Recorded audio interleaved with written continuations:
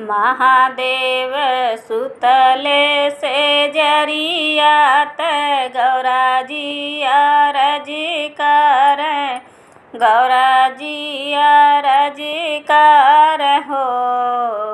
स्वामी ऐसन कौनो बरत बतावत पिया कऊ मारे बाढ़ हो। स्वामी ऐसन कौनो बरत बताऊ पिया के उमरे बाढ़ हो। इतनी बचन सुनी शिवजी मन मुस्काने मन मुस्काने हो।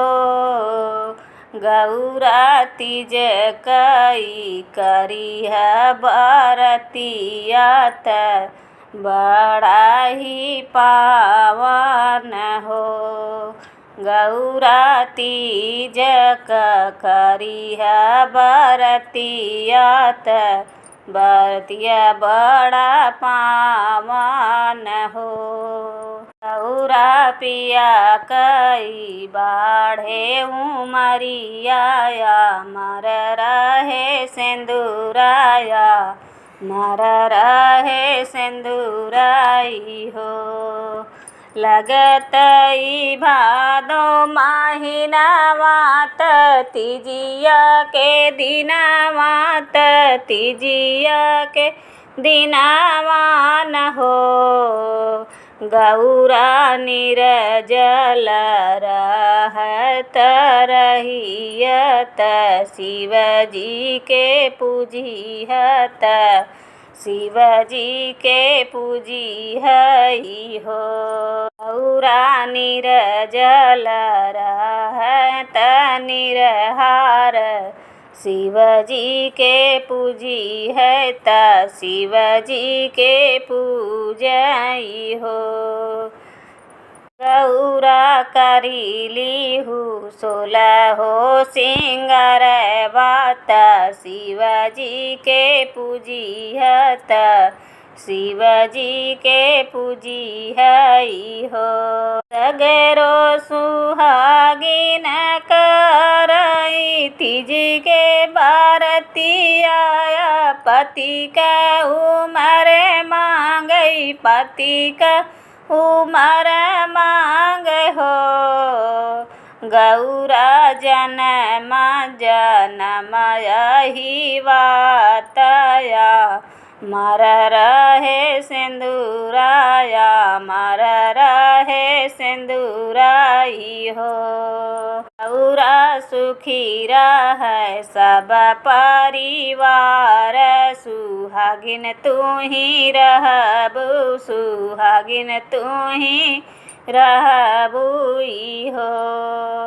इतनी बचन गौरा सुनली त सुनहु न पावई त सुनहि न पावली हो।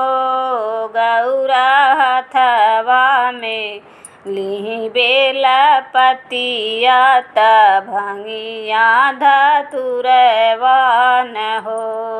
गौरा हथवा में लिहि बेला पतिया त भंगिया धतुरवात भंगिया धतुरवाई हो। गौरा करीली 16 हो सिंगारत शिव पूजा चलेली शिव पूजा चलेली हो। हमहु करी शिवजी पूजनियात तोहरो शरण मान तोहरो शरण मान हो। भोले बाबा हमहु के देई द वरदान मात सुखी रहे मोरे साजन मात सुखी मोरे साजन मान हो।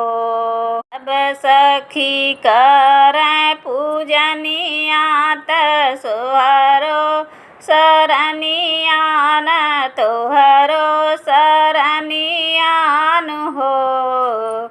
भोले बाबा पूरा कर हमारो मांगन माया मर मोरे सजन माँ हमार मोरे सजन मान हो।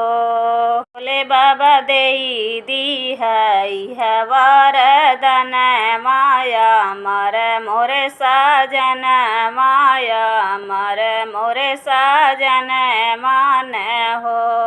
महादेव सुतले से जरियात गौरा जी आरजी कर गौरा जी आरजी कर हो। स्वामी ऐसन कौनो व्रत बतवत पिया के उमरे बढ़े पिया के उमरे बढ़े हो।